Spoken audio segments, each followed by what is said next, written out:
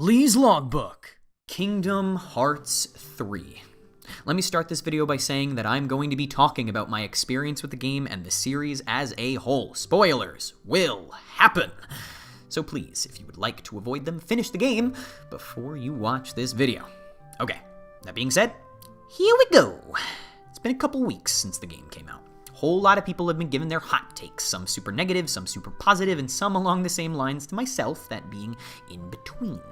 Let me start with this. I love the Kingdom Hearts series. I've grown up with the Kingdom Hearts series. I was 8 when I started playing these games. I'm now 24. I'm addicted to its charm, its characters, and yes, even its story. It has always had and always will have a special place in my heart. With that out of the way, what do I think of Kingdom Hearts 3? I liked it. Sure, it has some problems. I think parts of it feel rushed for a game that's been in development officially since 2013. I think there are things that could have been done better, but overall I had fun. And at the end of the day, when I play a game, I'd like to enjoy myself. I'd like to have fun. And I did. So what are my gripes with it? Alright, here we go. Gripes in gameplay. Being as specific as I can. Let's start with attractions. Are they bad? Are they good? What are they? I think the major problem with attractions are they are a little too frequent.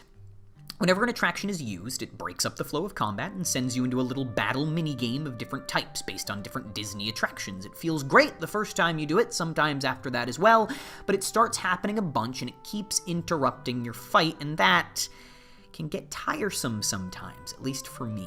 Of course, you can just cancel them at any time and not do it, get straight back into the combat. Sure. But I think the fact that I got to that point where it became tiresome is sad. It's fun and flashy to do these attractions. I wished it to be something special. When you do them over and over again, they don't feel special anymore. The variety of attractions you have is small. That's not a bad thing by itself. Actually, if they were more rarely used and maybe held to different boss fights like the roller coaster against the Rock Titan and the 10,000 Heartless battle, I think that would have been fantastic. They would have been small little bonuses in combat tied to certain battles, maybe even themed to the worlds you were in. It would have felt more like the reaction commands in Kingdom Hearts 2, which I felt were special because of their specificity. Other gripes in gameplay, not a whole bunch. Another thing that quickly comes to mind is the underwater combat. Whew, I really disliked fighting underwater.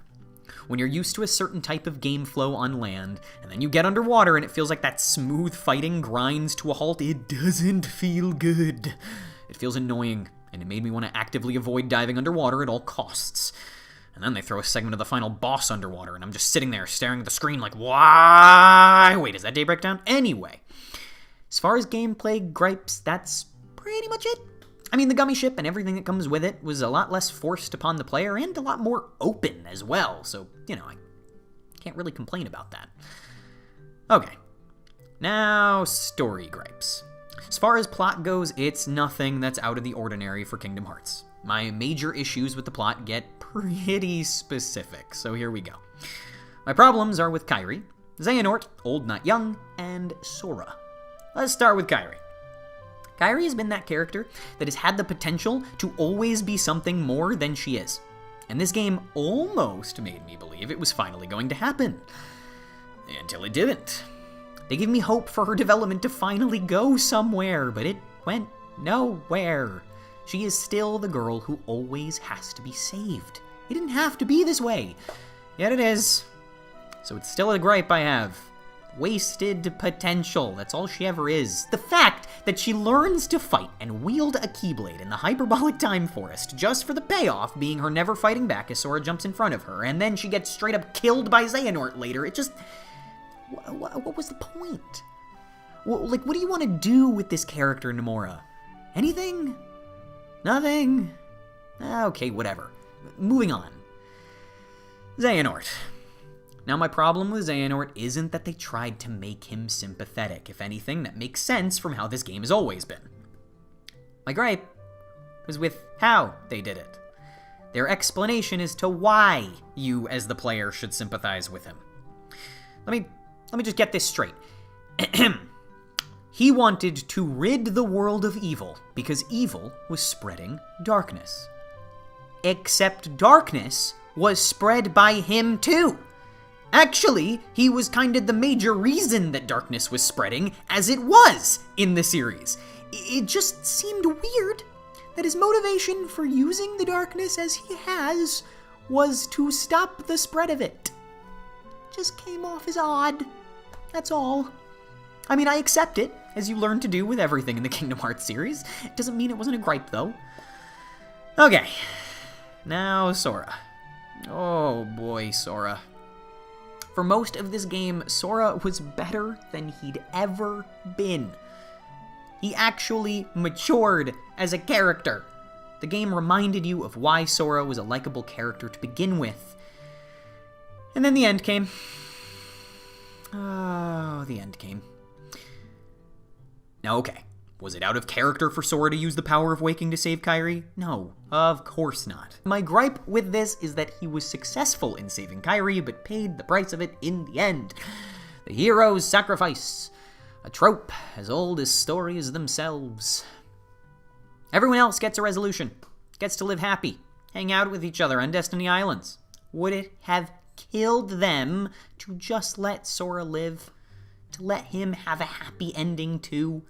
Instead, we get the cliffhanger where he fades away as he shares a sunset with Kairi. Is it an emotional moment? Sure, but a pointless one. And that's my biggest gripe with it. It didn't need to happen. Sora could have stayed alive, and the epilogue would have been exactly the same. The epilogue was your cliffhanger. It left you with intrigue and questions and made you wonder what was coming next. Sora, throughout this whole game, is told how much of a goof and failure he is and is given zero credit for anything he's done in the past, and he's the character. The one character who doesn't get to be happy at the end. Nomura, are you serious with this? Why do you have to do our baby boy like that? Sure, he's naive and dumb, but he's our dummy, and he deserves a break. Just one break. Ugh, I'm sad now. Finally, let's talk about worlds. They looked fantastic and were incredibly expansive. Some, I would argue, potentially to their detriment, but still impressive. But the stories in them? Specifically, I have gripes with two in particular. Corona and Arendelle. Probably not a surprise to you. Listen, many times in the Kingdom Hearts series, the Disney worlds have followed the plot of the movie. That's not the problem. The problem is how the Kingdom Hearts characters were integrated into that plot.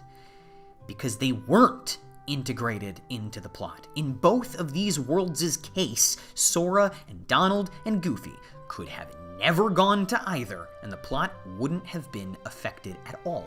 At least in the Caribbean, even though we have scenes straight from the movie in it, Sora still makes a difference in some of those scenes. Their presence has an effect. Luxord's presence has an effect. With Corona and Arendelle, it felt pointless. We weren't even helping anything. We were just there to watch the movie again. Corona, at least, we traveled with the major characters, but Arendelle? You don't even get that much. It felt tacked on, and it didn't serve anything to the plot as a whole. Even the real organization members in those worlds didn't do anything. The whole point of them being there, Marluxia and Larxene, respectively, were to do nothing and let the plot go as it was going. Everything about it was just weirdly pointless. But okay. I'm done. That's it. I just needed to talk this out, get my thoughts out of my brain. So thank you. Thank you for sitting through what was basically a rant. But to reiterate, I liked this game. I enjoyed my time with it.